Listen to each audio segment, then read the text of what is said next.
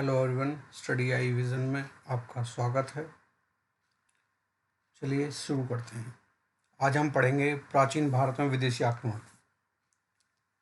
तो सबसे पहले है इसमें पारसी यानी ईरानी आक्रमण। भारत में वैसे तो पश्चिमोत्तर भारत से या पश्चिमी भारत से जितने भी आक्रमण हुए हैं लगभग इसी साइड से हुए हैं।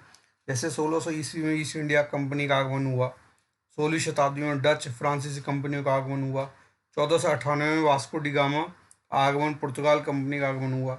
ये सब लगभग जो है ये पश्चिमी भारत से आक्रमण हुए थे, आगमन हुए थे। ऐसे ही मोहम्मद बिन कासिम का आक्रमण जो है सिंध पर आक्रमण हुआ। इसी तरह से मध्य एशिया से होते हुए हूणों ने आक्रमण किया था। तो इस प्रकार ये जो आक्रमण हैं ये ज़्यादातर हमारे पश्चिमी या पश्चिमोत्तर भारत में हुए। तो सब जो हम पढ़ने वाले हैं वो है पारसी आक्रमण यानी ईरानी आक्रमण, यानी भारत पर प्रथम विदेशी आक्रमण ईरान के हखामनी वंश के राजाओं ने किया था। इस वंश के संस्थापक साइरस कुरुस की सेना भारत के समीप तक पहुंच गई थी, परंतु आक्रमण असफल रहा। कुरुस के उत्तराधिकारियों में प्रमुख दारवयु या ये कहें डेरियस प्रथम या दारा फर्स्ट 516 ईसा पूर्व में पश्चिमोत्तर भारत पर आक्रमण करने में प्रथम सफलता उसको मिली थी। उसने पंजाब सिंधु नदी के पश्चिमी क्षेत्र को विजय प्राप्त करके अपने साम्राज्य में मिला लिया था। यह क्षेत्र फारस का 20वां प्रांत बन गया था। ईरानी अभिलेखों में सिंधु को हिंद नाम दिया गया है। कुछ विद्वानों की मान्यता है कि ईरानी व फारसी रजत मुद्रा सिग्लोई के आधार पर ही भारत में सर्वप्रथम मुद्रा प्रचलन का कार्य प्रारंभ हुआ। फारसी स्वर्ण मुद्रा डायरेक्ट कहलाती थी। स्वर्ण मुद्रा की अपेक्षा रजत मुद्रा का अधिक प्रचलन था। ईरानी व पारसिक आक्रमणों के फलस्वरूप भारत राजाओं में साम्राज्यवादी विचारधारा की भावना प्रबल हुई थी। ये आगे है डेरियस फर्स्ट या इसको कहते हैं दारा फर्स्ट। इसका पीरियड जो है वो है 522 से 486 ईसा पूर्व, यानी साइरस का उत्तराधिकारी कंबुजिय मिस्र अभियान में व्यस्त रहने के कारण भारत विजय की तरफ ध्यान नहीं दे सका था। इसी प्रकार साइरस द्वितीय और दूसरा कंबुज द्वितीय भी भारत विजय नहीं कर सका था, परंतु डेरियस या दारा फर्स्ट ने पुनः भारत पर आक्रमण करने की योजना बनाई और उसने 519 से 513 ईसा पूर्व के बीच पर सिंधु प्रदेश पर विजय प्राप्त कर ली थी। अगर हम बात करें बहिस्तान अभिलेख की, तो बहिस्तान अभिलेख से ये डेरियस द्वारा गांधार प्रदेश पर विजय की पुष्टि होती है। इस प्रकार डेरियस ने कंबोज, पश्चिमी गांधार और सिंध प्रदेश पर विजय प्राप्त की थी। ये राज्य ईरानी साम्राज्य के क्षत्रपी यानी प्रांत जहाँ क्षत्रप शासन किया करते थे वहाँ की बात है। आगे है खैरियाक अथवा जेरक्सीज वंश, यानी डेरियस प्रथम का उत्तराधिकारी खैरियास ने भारतीय प्रांतों पर अपना प्रभाव बनाए रखा। उसकी सेना में भारतीय सैनिकों को बड़ी संख्या में नियुक्त किया गया था।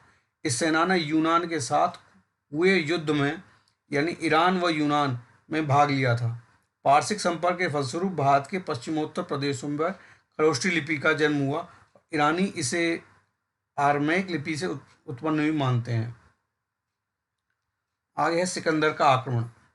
सिकंदर का आक्रमण की बात करें तो ईरान के बाद भारत को यूनानी आक्रमणकारी सिकंदर का सामना करना पड़ा था। सिकंदर मैसेडोनिया का निवासी था, यानी मकदूनिया का शासक फिलिप सेकंड का पुत्र था। इसने 326 ईसा पूर्व में भारत पर आक्रमण किया।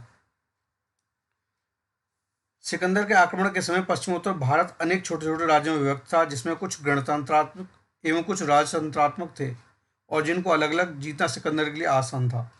भारत विजय के अभियान के अंतर्गत सिकंदर ने 326 ईसा पूर्व में बल्ख यानी बैक्ट्रिया को जीतने के बाद काबुल होते हुए हिंदुकुश पर्वत यानी खैबर दर्रा जो था उसको पार किया।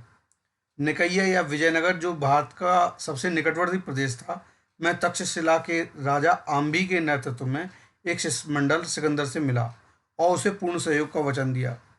भारत की भूमि पर सिकंदर का प्रबल प्रतिरोध पौरस यानी पौरव जो राजा थे पौरस ने किया था। हार्डेस स्पीसीज के में पौरस और सिकंदर के बीच यानी आधुनिक झेलम जो है वहाँ पर झेलम नदी के किनारे सुप्रसिद्ध वितस्ता का युद्ध हुआ था, जिसमें पोरस की हार हुई थी। पर सिकंदर ने पोरस की बहादुरी से प्रभावित होकर उसे उसका राज्य वापस कर दिया था, उसे मित्रता कर ली थी। पोरस के बाद सिकंदर ने ग्लोगनिकाय व कठ जातियों को हराया था। विजय अभियान के अंतर्गत जब सिकंदर व्यास नदी के पश्चिमी किनारे पर पहुंचा तो उसके सैनिकों ने आगे बढ़ने से मना कर दिया। इस घटना के पश्चात सिकंदर ने अपने विजय अभियान को रोक दिया और उसने भारतीय प्रदेशों को सेनापति फिलिप को सौंप को वापस लौट गया। 323 ईसा पूर्व में बेबीलोन में सिकंदर का निधन हो गया। यूनानी प्रभाव के अंतर्गत भारतीयों ने यूनानियों के छत्र प्रणाली या और मुद्रा निर्माण की कला को ग्रहण किया। भारत में गंधार शैली की कला, जिसका विकास द्वितीय शताब्दी ईसा पूर्व में हुई यूनानी प्रभाव का ही परिणाम है। सिकंदर के आक्रमण के परिणाम स्वरूप भारत का पश्चिमी देशों से जलीय एवं स्थलीय संपर्क स्थापित हो सका। संभवतः हम ये कह सकते हैं कि सिकंदर ने अपने भारतीय विजित प्रांतों के प्रशासन के लिए फिलिप को अपना उत्तराधिकारी नियुक्त किया था। सिकंदर भारत में 19 महीने तक समय व्यतीत किया उसने। सिकंदर के विजित प्रदेशों में जो सिंधु का जो उत्तर और पश्चिमी भाग था, ये फिलिप को दे के चला गया था। वो सिंधु और झेलम का भाग तक्षशिला के शासक आम्भी से जीता था उसने। झेलम व ब्यास नदी का भाग पोरस राजा से जीता। सिंधु का निचला भाग पिथौन। यानी सिकंदर के इस कार्य से अप्रत्यक्ष रूप से भारतीय एकता को प्रोत्साहन दिया। कालांतर में चंद्रगुप्त मौर्य ने बड़ी आसानी से इन प्रदेशों को जीतकर अपने साम्राज्य में मिला लिया था। तो ये था आज का के जो हिस्सा था सिकंदर का, और भारत पर मैंने जो प्राचीन भारत में विदेशी आक्रमण हुए थे। अगर आपको ये वीडियो पसंद आए तो लाइक करें, शेयर करें और सब्सक्राइब करें, जिससे हम और नए ऐसे वीडियो बना सकें। Thank you.